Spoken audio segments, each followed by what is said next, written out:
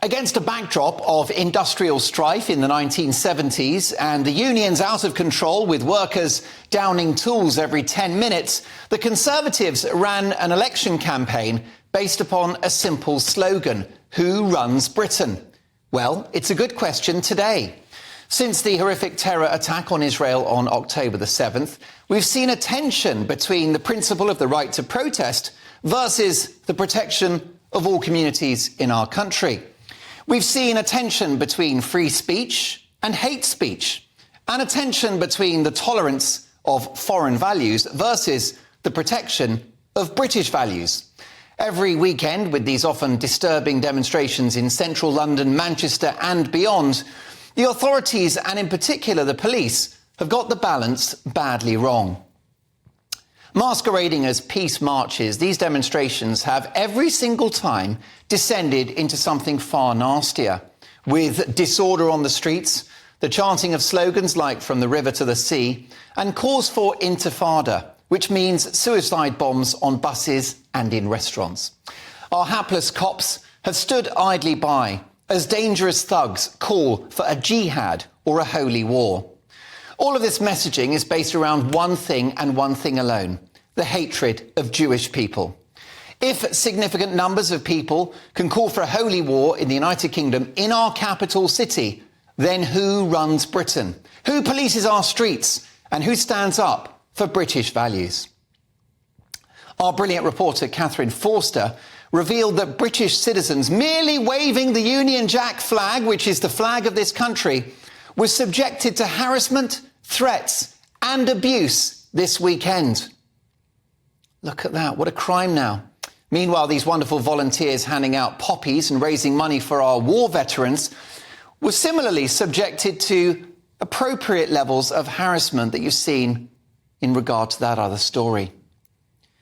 Deeply chilling stuff. Now, I'm concerned about casualties on both sides in the Middle East. Gaza is hell on earth right now, thanks to Hamas, I should add. And a two-state solution is clearly the Holy Grail. And it's my view that Israel likely has a case to answer for its treatment of Palestinians. Taking sides in the Middle East is a fool's errand. But unlike so many woke progressives in this country, including a few high-profile ones, I will never offer succor, however indirect, to terrorists. To go on or support these marches so soon after the horrors of October the 7th, whatever way you look at it, encourages these medieval monsters who think nothing of beheading babies. And calls from the Be Kind brigade of deluded lefties for a ceasefire are merely an invitation for further attacks and an effective second Holocaust on the Jewish people. Not very nice at all, is it? What kind of country are we if you get abuse for waving the national flag? What kind of country are we where one group of people, in this case Jews, can be singled out for hatred and persecution and physical threats?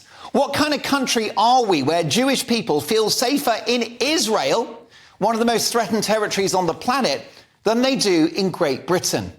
What kind of country are we where the annual tribute to our war dead, who gave their lives for the values which are now being trashed every weekend in front of the cenotaph, faces major disruption? It's possible that 2-minute silence will be disturbed next weekend. It's my view that the authorities have lost control of our national population, because the actions of thousands now, in the name of free speech, are an affront to British values and, as the Prime Minister said recently, a threat to our democracy. You got a school teacher from Batley still on the run, still in hiding, having lost his job and career for the great crime of showing an image of the Prophet Muhammad as an educational tool. And you got the cervix-free leader of the opposition, Keir Starmer, who, having worn one earlier in the day for a keynote speech at Chatham House, later removed his poppy, there, of course, to remember our fallen heroes, whilst addressing British Muslims. The mysterious case of the missing poppy. Agatha Christie, eat your heart out. I've got a spare one here if you want it. Labour have said the absence of a poppy for that video was not in any way intentional. Poppycock.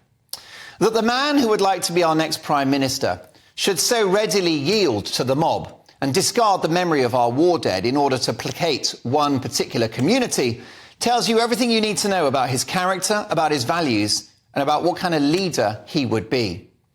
I fear he would lead us into what is becoming a civil war. We are either one country with one set of values and one set of laws, or we are not. You can't have it both ways. Who runs Britain? At the moment, no one. And that's the problem.